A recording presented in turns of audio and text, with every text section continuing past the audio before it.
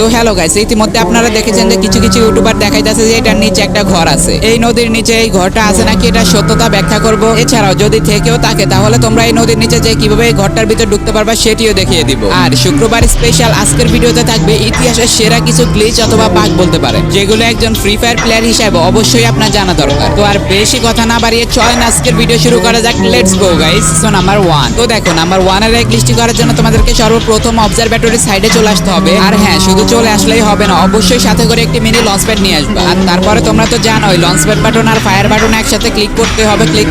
এক পর্যায়ে দেখতে পারবে যে লঞ্চ প্যাডটা কিন্তু পড়ে গেছে। তো এখানে লঞ্চ প্যাডটা পড়ে যাওয়ার সাথে সাথে তোমাদেরকে ইউজ করতে হবে, আবার লিফট করতে হবে। তারপরে দেখতে পারবে যে তোমরা একটুখানি ভিতরে ঢুকে গেছো। তারপরে স্যান্টিনোটা ছেড়ে তোমাদেরকে বাইরে চলে আসতে হবে। আর এবার যখনই স্যান্টিনোতে ক্লিক করবা সাথে সাথে কিন্তু তুমি মরে যাবা। তোমার টিমমেটকে বলবা সাথে সাথে রিভাইভ দিয়ে দেওয়ার জন্য। আর এবার রিভাইভ পাওয়ার সাথে সাথে তুমি ফোনটাকে মিনিমাইজ করে ধরে রাখো যতক্ষণ পর্যন্ত না তুমি নিচে চলে আসতেছো। তো দেখো নিচে আসার পর তোমাদের সাথে ওভার 3টা বাগ শো হবে। ভাই প্রথম গ্লিচটা হবে তুমি যদি টায়ারের উপর অথবা কোনো উপর জায়গা থেকে লাফ দাও তাহলে দেখতে পারবে যে তুমি পানির উপর সাঁতরাইতেছো। তাও আবার তোমার ফ্রেন্ডরা সবাই দেখতে পারবে। ভাই এটা দেখার পর তোমার সবগুলা ফ্রেন্ড কিন্তু পাগল হয়ে যাবে। ভাই একবার দেখো না, মনে হইতাছে যেন আমি পানির উপর লাফাইতেছে, পানির উপর সাঁতার কাটতেছি। আমার সবগুলা ফ্রেন্ড কিন্তু এটা দেখতেছে। আর সেকেন্ড যে গ্লিচটি তোমাদের সাথে হবে সেটা হইতাছে তোমরা যদি কোনো প্রকার লুট ফেলো এখানে দেখতে পারবে যে লুটগুলা কিন্তু ভাসতেছে। আর ভাই লুটগুলা ভাসতেছে এটা দেখার পর তো তোমার ফ্রেন্ড পুরাই অবাক হয়ে যাবে, কারণ লুট কিন্তু ভাসানো যায় না ভাই। আর থার্ড যে গ্লিচটা তোমাদের সাথে হবে সেটা হইতাছে কাস্টম। ভাই এমো তোমার সবগুলা আনলিমিটেড হয়ে যাবে। তুমি উপর থেকে যে গানটা নিয়ে নামো না কেন সেটার কিন্তু এমো আনলিমিটেড হয়ে যাবে। এখানে তুমি যত ফায়ার করো কোনো প্রকার এমো কিন্তু শেষ হবেই না ভাই। তাহলে তো এই থমসন দিয়ে পুরো ম্যাচ খেলে ফেলা যাবে ভাই।